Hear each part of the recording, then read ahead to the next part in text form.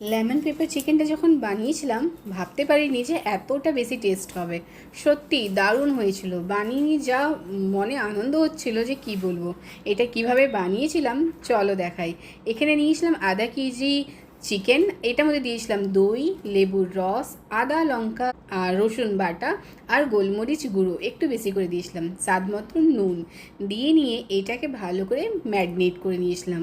এটাকে ম্যারিনেট করে নিয়ে কিছুক্ষণ রেখে দিতে হবে, প্রায় 1 থেকে 1.5 ঘন্টার মতন। তারপরেতে এখানেতে ফ্রাই প্যানে তেল গরম করে ওই ম্যারিনেট করাটার থেকে চিকেনগুলোকে উঠিয়ে নিয়ে ভালো করে ফ্রাই করে নিতে হবে।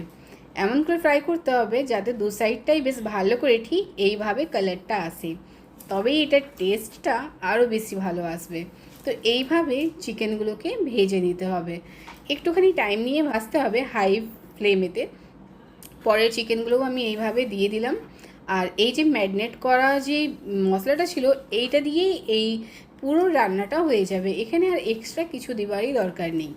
এত সহজভাবে এটা তৈরি হয়ে যায়। দেখো এখানে সুন্দর করে ভাজা হয়ে গেছে। এরপরে এখানেতে জিরা, এলাচ, লবঙ্গ, দারচিনি এগুলো দিয়ে একটু ফোড়ন দিয়ে নেবো। এটা একটুখানি ভালো করে নাড়াচাড়া করে এখানে যেই ব্যাটারটা ছিল ওইটা এইখানেতে দিয়ে দেবো।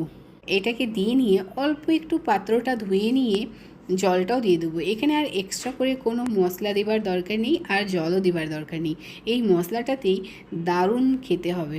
এরপরে এইখানেতে যে চিকেনটা ছিল সেই চিকেনটাকে এখানেতে দিয়ে দেব। চিকেনটাকে দিয়ে নিয়ে ভালো করে এটাকে মিক্স করে নেব। তোমরা যদি আমার এই রেসিপিটা বানাও তাহলে অবশ্যই একবার কমেন্ট করে নিয়ে জানাবে। এরপরে এটাকে ঢাকা দিয়ে 10 থেকে 15 মিনিট ভালো করে রান্না করে নেব। তো 10 থেকে 15 মিনিট রান্না করা হয়ে গেছে। এরপরে এখানে একটু থিকনেসের জন্য কর্নফ্লাওয়ার দিচ্ছি, এখানে অ্যাড করছি। এটাতে এটার চিকেনের একটু সফটনেসটাও আসে আর থিকনেসটাও আসে। এটার কালারটা দেখো কত সুন্দর এসেছে, সত্যি রান্নাটা দুর্দান্ত হয়েছিল, দারুণ।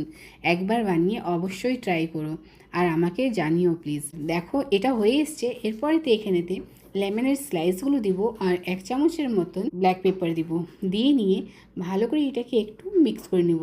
এখন এখানে অনেক বেশি নাড়াচাড়া করার নেই, কারণ ফির লেমনের যে একটু তিতো ভাবটা সেইটা চলে আসবে।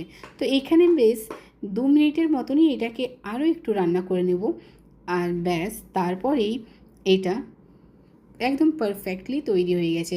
এটা দেখেই বুঝতে পারছো এটা থেকে তেলও ছেড়ে দিয়েছে।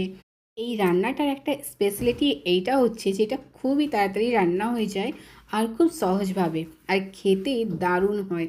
জাস্ট আমি বলে বোঝাতে পারবো না। দেখো চিকেনটা কীরমভাবে সিদ্ধ হয়েছে আর মশলা তো পুরোটাতে ভালোভাবে ঢুকেছে, জাস্ট ওয়াও।